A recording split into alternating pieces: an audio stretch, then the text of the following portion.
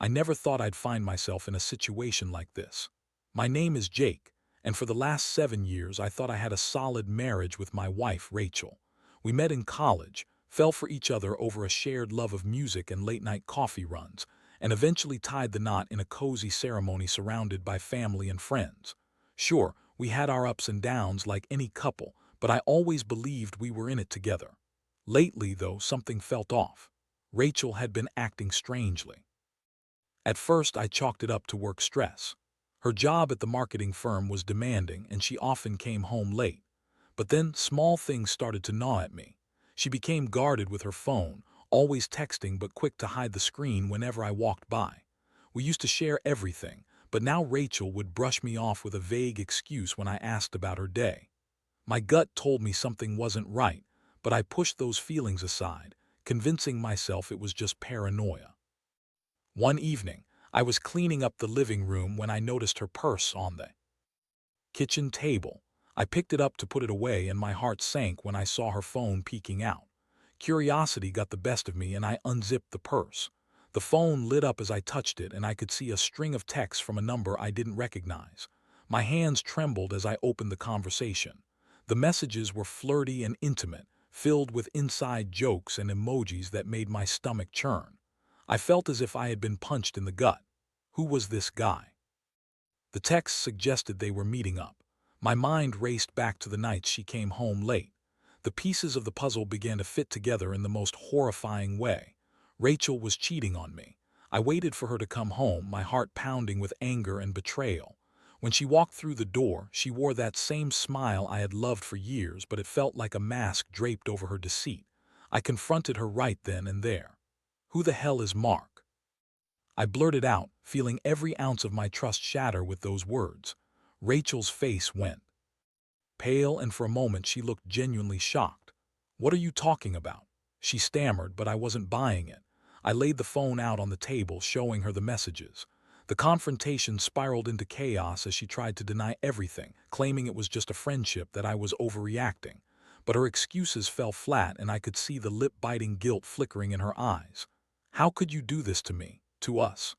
I yelled, feeling the anger bubbling over. She started to cry, but it felt manipulative, as if she was more upset about getting caught than the act itself. I was furious, heartbroken, and confused all at once. I wanted to throw things, scream, and demand answers, but I had to keep it together. As the dust settled, I was left feeling like a stranger in my own home. Rachel's lies had shattered the foundation of trust we had built. I had never imagined our life could take such a turn. I needed to process all of this, to figure out how I felt and what I wanted to do next, but all I could think about was the betrayal. It felt like a weight pressing down on my chest, making it hard to breathe. After the confrontation, I felt like I was standing on shaky ground, and I had no idea what to do next. Rachel's tears and constant apologies echoed in my mind, but I couldn't shake off the feeling of betrayal. I spent the night tossing and turning, wrestling with a storm of emotions. Anger, sadness, confusion. It was all there, swirling around like a whirlpool threatening to pull me under. The next day, I told Rachel I needed some space.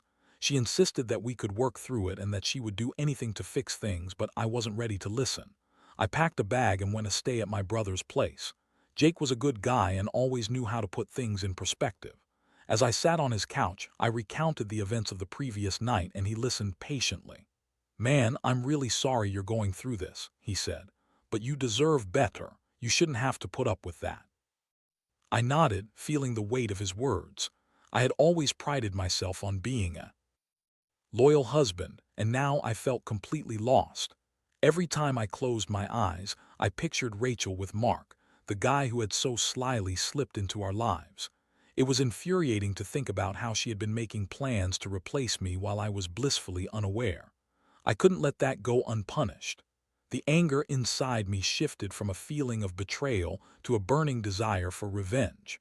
I spent the next few days coming up with a plan. I knew I wanted to make her feel as betrayed as I did. I started off by making some casual inquiries into who this Mark guy was. I had a couple of friends who worked in the same circles as Rachel, and I managed to find out that he was a new guy in the marketing firm, fresh out of college. He was charming, ambitious, and apparently had a crush on Rachel from the start. It felt like the perfect setup for me to turn the tables. I decided that the best way to hit back would be to show Rachel that I had moved on, that I could find happiness without her. I reached out to a few old friends and arranged to go out more frequently, making it clear on social media that I was having a good time. I posted pictures of nights out, laughing with friends, enjoying life. I even started flirting with a woman I had met at a bar. Her name was Lisa, and she seemed interested. I fueled my social media with posts that hinted at my newfound freedom and independence, while Rachel was still stuck in her guilt. I would scroll through her reactions to my posts, seeing her comment on how she was happy for me and hope I was doing okay. It made me want to laugh, what a joke. As I continued to execute my plan, I made sure to keep Rachel in the loop about my life. I'd send her texts, nonchalantly mentioning my plans and outings. I sensed the jealousy in her replies, the way she would try to sound supportive while clearly wishing she could take back her mistakes. Each time I saw a tinge of regret in her responses, it fed my resolve to push forward. But there was one evening that struck me differently. I was out with Lisa when my phone buzzed with an incoming message from Rachel. I glanced at it and saw she was asking if we could talk. I hesitated, the pang of guilt creeping in. I felt triumphant in my revenge, yet a part of me still cared for the woman I had married. It was a confusing mix of emotions, but I couldn't let her see that. I had to stay strong and committed to my plan. I replied, telling her that I was busy but would talk later. As I set my phone down, I looked across the table at Lisa, who was laughing and talking about her day. She was beautiful, and for the first time in a long while, I felt a spark of joy that had been missing for months.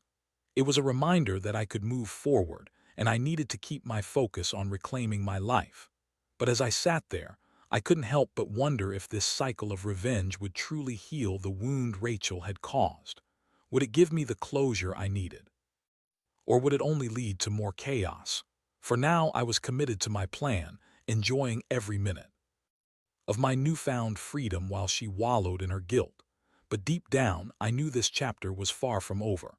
A few days passed, and my little revenge plan continued to play out. Each day, I felt more empowered, but I also felt a strange tug at my conscience. I had been so focused on my revenge that I hadn't really thought about what it meant for me in the long run. Lisa was fun, sure, but she was Rachel, and I couldn't ignore the history I had with my wife, no matter how much she had hurt me. One evening, after a particularly wild night with friends, I found myself alone in the living room of my brother's house, staring at the wall. The room was dimly lit, my phone buzzing with notifications from social media. I had posted a picture of me and Lisa together, and the flood of likes and comments made my heart race. I was enjoying the attention, but as I scrolled through the comments, I saw one from Rachel. "I hope you're happy," it read. The words felt hollow, a mix of bitterness and regret that seeped into my heart. I thought about how she used to be my best friend, the person I'd confide in, and how we used to share dreams of the future. Now those dreams felt like ashes, burnt away by betrayal. Despite the chaos, I decided to meet up with Rachel. I had been stringing her along, keeping her on the edge, and I figured it was time to put an end to that. I told her I was willing to talk, and we agreed to meet at a coffee shop. I arrived first, nervously tapping my foot on the tiled floor as I waited for her. When Rachel walked in, I almost didn't recognize her. She looked tired, her eyes were puffy, and her usually vibrant smile was replaced by a tight-lipped expression. We sat down, and for a moment there was silence. The air was thick with unsaid words, and I could feel the heaviness of our situation pressing down on both of us. "Jake, I'm really sorry," she started, her voice shaky. "I messed up. I don't know what I was thinking. Mark means nothing to me. I was just, I don't know, feeling lost." I arched an eyebrow, feeling the familiar anger bubble up. "Lost? You didn't seem lost when you were texting him about your weekend plans. You made choices, Rachel. You made plans to replace me." I could see the guilt wash over her face. I know," she pleaded. "I messed up and I regret it. Can you ever forgive me?" Her voice broke, and for a moment I could see the vulnerability behind her defenses. But beneath that vulnerability, I could also sense the manipulation. Was she truly remorseful, or was she trying to regain control of the narrative? I'm not sure forgiveness is on the table right now, I replied, my voice steady but laced with hurt. You broke my trust. You went behind my back. How am I supposed to just forget that? At that moment, I could see Rachel struggling to find the right words. She had always been articulate, but now she was fumbling, searching for a lifeline. I'll do whatever it takes to make it right, she said finally. I love you, Jake. I don't want to lose you. Her admission hung in the air, and I felt a surge of conflicting emotions. Part of me wanted to reach out and comfort her, to tell her that we could work through it. But another part of me screamed that I had already begun to move on, to take charge of my own happiness. I need time, I said finally, looking away to gather my thoughts. I've started to enjoy my life without you. I don't know if I can go back to how things were. Rachel's face fell, and I watched as the realization hit her. She knew that this wasn't just a simple misunderstanding. This was the culmination of a series of choices she had made. But I love you, she repeated, as if saying it enough times would somehow undo the damage. I know, I said softly, my heart aching for her. But love isn't enough when trust is shattered. You made your choice, and now I have to make mine. As we left the coffee shop, I felt a mix of relief and sorrow washing over me. I was standing up for myself, but it felt heavy, and I couldn't help but wonder if I was throwing away something that could still be salvaged. Back at my brother's place, I paced the floor, replaying the conversation in my head. I felt more resolved than ever to move forward, yet I couldn't ignore the lingering pain. Rachel had made her choices, and it was time for me to make mine. The question was, what did I truly want? Was revenge enough, or was there a path to healing? That night, I lay in bed next to a restless mind, trying to untangle my emotions. I knew that whatever decision I made would shape the future, and I had to be careful, not just for me, but for Rachel too. This was only the beginning, and the next steps would define everything. The days following my conversation with Rachel were filled with a mix of freedom and uncertainty. I had embraced my newfound independence, spending time with friends and exploring life without the weight of my marriage. Yet, the shadow of Rachel loomed over me, and I couldn't shake the feeling that I was at a crossroads. I kept seeing Rachel's name pop up in my notifications. She constantly reached out, sending texts that felt like desperate attempts to reconnect. I miss you. Can we talk? I love you. Each message was a reminder of what I was trying to distance myself from, and I would often ignore them, my heart caught between anger and nostalgia. Eventually, I decided to meet with my brother again. I needed his perspective on everything that was going on. We sat in his backyard, surrounded by the soothing sounds of nature, and I poured out my feelings. I don't know if I should be angry or sad, I admitted. I'm enjoying life without her, but part of me still cares. Jake leaned back in his chair, contemplating my words. It's okay to feel both, he said, but you need to think about what you really want. Do you want to rebuild trust, or are you ready to cut ties and move on for good? His words resonated with me. I realized that I had been caught up in the thrill of revenge and the excitement of my new life, but I hadn't taken the time to consider what would truly make me happy. As I stared out into the distance, the idea of separating myself from Rachel started to feel more appealing. I had spent years building my life around her, and now it was time to focus on what I wanted.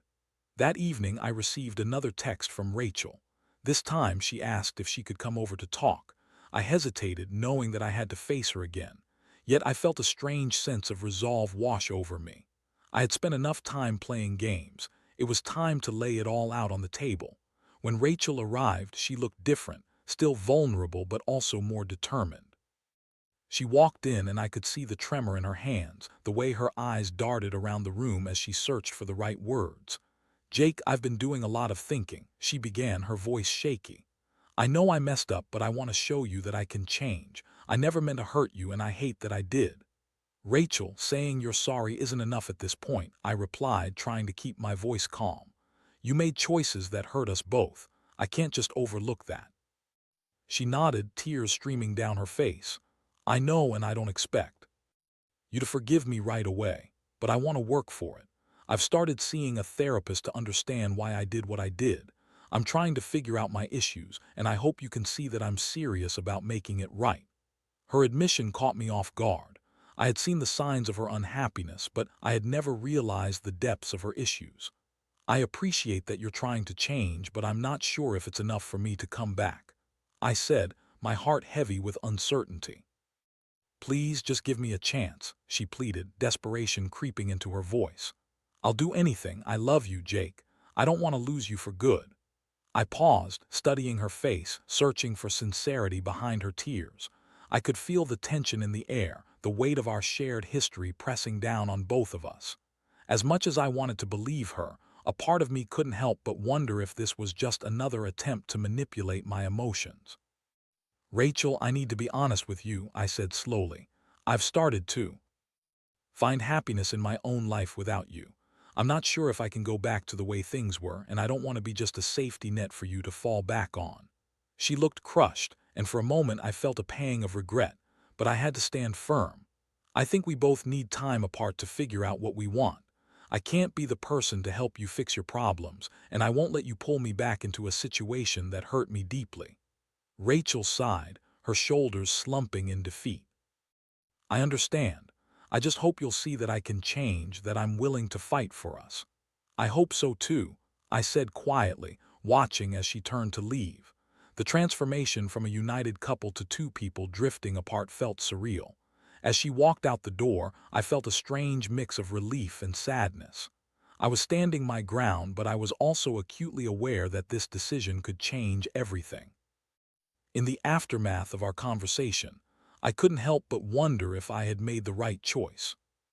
Would I regret this later, or was it the beginning of something new for both of us? That night, I fell into bed, my mind racing with possibilities. I had taken a step toward reclaiming my life, but the future remained uncertain. I knew I had to keep moving forward, but what would that look like? I was ready to find out, but I also had to prepare myself for whatever came next. In the weeks that followed, I focused on rebuilding my life without Rachel. I threw myself into work, picked up hobbies I had set aside, and continued to spend time with my friends. Every day felt like a small victory, a step toward reclaiming my happiness. Although the initial anger and hurt had started to fade, the memory of Rachel's betrayal still stung. I kept Rachel at arm's length. She reached out often, sending texts that alternated between apologies and pleas for another chance. I would read her messages, feeling a pang of guilt each time I hit ignore. I understood she was hurting, but I had to protect myself. I began to accept that moving on was not just about revenge. This was about finding out who I truly was outside of our marriage. One Friday night, I went out with some friends to celebrate a promotion at work. We ended up at a bar downtown, a place known for its lively atmosphere. There was laughter and music, and for the first time in a long while, I felt free. I engaged in easy conversations, made new friends, and even danced. It felt intoxicating, a reminder that I could still enjoy life. I met a couple of interesting people that night, but one stood out in particular, Jessica. She was outgoing, funny, and had an energy that was contagious. We talked for hours, sharing our stories over drinks and laughter. She was refreshing, a stark contrast to the emotional turmoil I had been dealing with. While I didn't intend to pursue anything serious, I couldn't help but enjoy the chemistry we shared. As the night wound down, Jessica leaned closer, her voice softening. You seem like a great guy, but I can tell you've been through a lot. Just remember, you deserve to be happy. Her words hit home, and for a moment I felt a weight lift. I had spent so long feeling like a victim, but maybe I could be more. Maybe I could start anew. We exchanged numbers, and I walked away from the night feeling lighter. It was a small step, but it felt monumental. I had let go of some of the bitterness that had been weighing me down. But just as I started to embrace this new chapter, I received a call from my brother the next day. He couldn't hide the seriousness in his tone. Jake, you need to come over. Something happened with Rachel. My heart dropped as I rushed over to his place. When I arrived, Jake was waiting, his expression grave. She's been calling me nonstop, and I finally answered. She's really struggling, Jake. She's been in a bad place since you two split. I felt a twist in my stomach. The thought of Rachel's suffering tugged at my emotions, but honestly, I felt conflicted. What do you mean? What's going on? Her therapist suggested she take some time away, and she's been thinking about leaving the city for a while. Jake explained. But she also mentioned she's been having thoughts of self-harm. I'm worried. Panic set in as I listened. Did say anything specific? Has she reached out to you?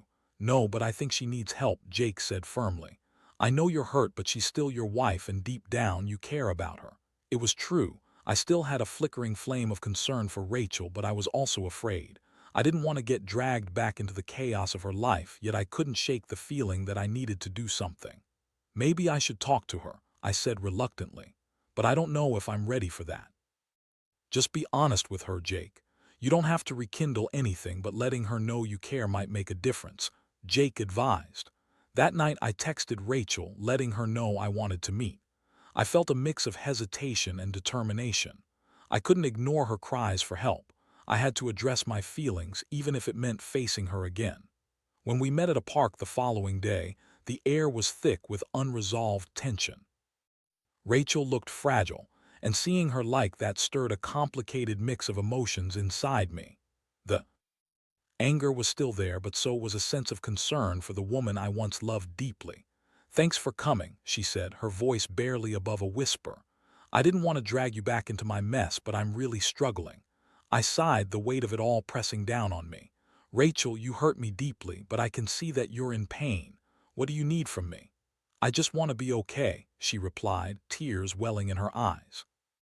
I don't expect us to go back to how we were, but I need to know you're still there. I've been so lost without you. I felt a rush of emotion surge through me. I had spent weeks trying to move on and regain my sense of self, but here we were back at square one. I care about you, but I can't be your safety net. You need to work on yourself first. I can't save you from your problems. Her face crumpled, and I could see genuine remorse in her eyes. I know and I will, but I'm scared. I don't want to lose you completely. As we sat there, I realized that I had a choice to make. I could either continue with my plan for revenge or embrace the possibility of healing, both for Rachel and myself. I took a deep breath, knowing that this moment would shape the future for both of us, just as much as it would affect my own path forward. Let's take it one step at a time, I said slowly. We can be friends and support each other, but I need to prioritize my own healing, and you need to focus on yours. Rachel nodded, looking both relieved and terrified. I could tell that this was just the beginning of a long journey, but at least we were both willing to take that first step. It wouldn't be easy, but perhaps this was the direction we both needed to move toward. The following weeks were filled with a mixture of cautious hope and hard truths. Rachel and I began to carve out a new relationship, one that focused on being supportive without crossing the boundaries that had been so thoroughly breached in the past. It was a delicate balance, and both of us were aware that it wouldn't be easy. Rachel continued her therapy, and I was genuinely impressed by her commitment to working through her issues. She would often share snippets of her progress with me, how she was confronting her feelings of inadequacy and learning to communicate better. I could see changes, however small, and it gave me a flicker of hope that perhaps things could turn around for her. Meanwhile, I maintained my distance emotionally. I focused on my own growth, diving into hobbies and interests that I had neglected during our marriage. I visited places I had always wanted to go and spent more time with friends, including Jessica. Our connection deepened, and while I was still cautious about rushing into anything serious, I found myself enjoying the companionship. Rachel would occasionally reach out to ask about my life. I kept my responses open but neutral, sharing highlights without revealing too much. I could tell she was still grappling with feelings of regret and guilt, and I wanted to be supportive, but I also had to protect my heart. One day, Rachel invited me to a small gathering with some mutual friends. It felt like a pivotal moment, and I hesitated before accepting. I knew that seeing her in a social setting would stir up older feelings, but I also recognized the significance of taking this step together. I wanted to show her that we could coexist as friends, even if it meant navigating through some uncomfortable emotions. When I arrived at the gathering, I was struck by the familiar faces and the laughter filling the air. Rachel looked radiant, and I could see glimpses of the woman I had fallen in love with years ago. We exchanged smiles, and for a brief moment it felt like nothing had changed. But as the night progressed, it became clear that both of us were cautious, holding back as we engaged with each other and the group. As the evening wore on, I found myself in a conversation with Jake, who had attended the gathering as well. "How are you holding up?" he asked, concern etched on his face. "I'm doing okay," I replied, keeping it general, just trying to find my way forward. "It's complicated with Rachel, but I think we both know that we can't go back to what it was." Jake nodded thoughtfully. "It takes time, just be sure. You're focusing on what makes you happy too, okay?" As the gathering began to wind down, I caught Rachel's eye and she motioned for me to step outside for a moment. The night air was crisp, a refreshing contrast to the warm atmosphere inside. "Thanks for coming tonight," Rachel said, her voice softer. "It really meant a lot to me." "Of course. It's nice to see everyone again," I replied, my gaze focused on the ground. "You've been doing well, I can tell." She smiled faintly, then hesitated before speaking. "I wanted to let you know that I've started to explore other options for work. I think it could be a good change for me, something to help me move forward." "That sounds promising," I said, trying to sound supportive. "Change can be good." A moment of silence passed between us, thick with unspoken words. Rachel took a deep breath, her expression shifting. "Jake, I know I don't deserve it, but I want you to know that I'm really trying. I just hope that one day you can forgive me." I felt a knot in my chest as I processed her words. Even though the wounds were still fresh, I knew I had to be honest. "Rachel, I can't promise forgiveness right now, but I can say that I'm open to seeing where this goes. I care about you and I want you to succeed." Her eyes glistened with unshed tears, but this time they seemed more hopeful than sorrowful. "Thank you. That means a lot," she said, her voice steadying. As we stood under the stars, I felt a sense of calm wash over me. This was a new chapter, one that was still being written. I realized I was starting to let go of the anger that had consumed me for so long. The resentment was still there, but it was beginning to fade, replaced by a cautious optimism about the future. In the months that followed, Rachel and I continued to navigate our new dynamics cautiously.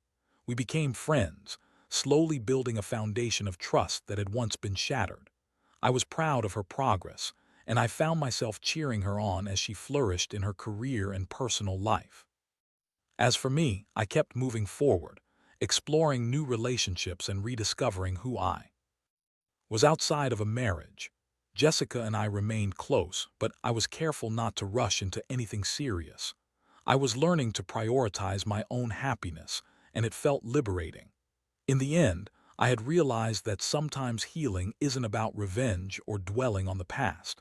It's about understanding that life continues to unfold, with each day bringing new opportunities for growth and change. Rachel and I may have lost what we once had, but perhaps we could forge a new path, one defined by respect, understanding, and the lessons we had learned through the pain.